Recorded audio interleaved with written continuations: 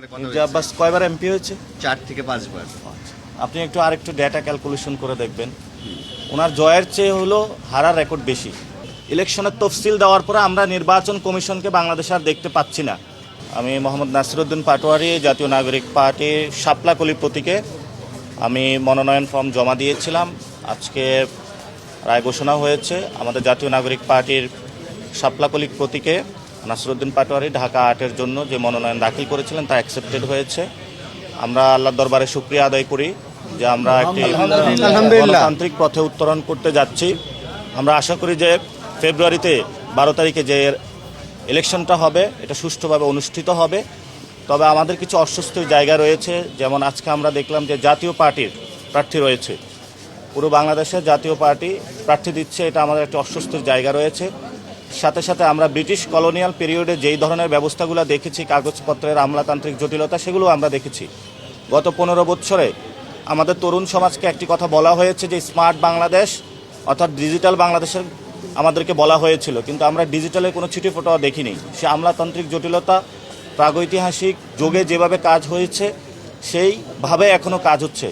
আমরা আশা করব ভবিষ্যৎ যারা সরকারে আসবে এবং আমাদের যে নেতৃত্বাধীন যে জোট রয়েছে সকলে আমরা মিলিয়ে একটি ডিজিটাল বাংলাদেশ উপহার দিব, যাতে এই ধরনের আমলাতান্ত্রিক জটিলতা না থাকে।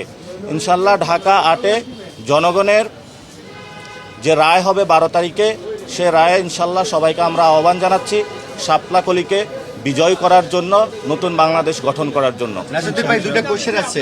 এক, নিয়ে কোনো প্রশ্ন আছে কিনা এই প্রশাসনের? আমরা বিভিন্ন জায়গা থেকে নিরপেক্ষহীনতার কথা শুনছি, এই জায়গাগুলোতে কেমন দেখছেন আর ভবিষ্যতে তাদের কাছে কি আর কেমন আশা করছেন?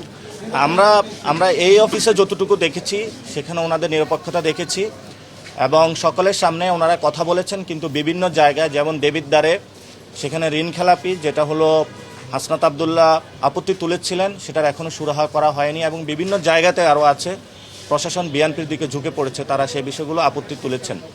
আমরা এই পর্যন্ত এখানে আপত্তি পাইনি। আমরা মনে করি ঢাকা 8-এ পলিসি বেসড একটি সুষ্ঠু ইলেকশন হবে, এখানে পেশি শক্তির কোনো মহড়া হবে না, মাফিয়াতন্ত্র কায়েম হবে না।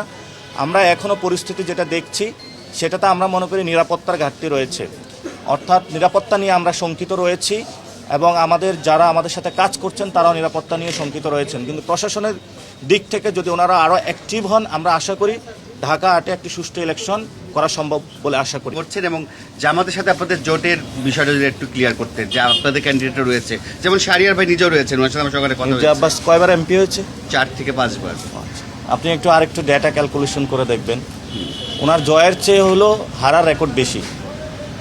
সো ইনশাল্লাহ এবার শাপলাকলি জয় হবে, আমরা এটা আশা রাখি, সবার উপরে বিশ্বাস রাখি। ইনশাআল্লাহ।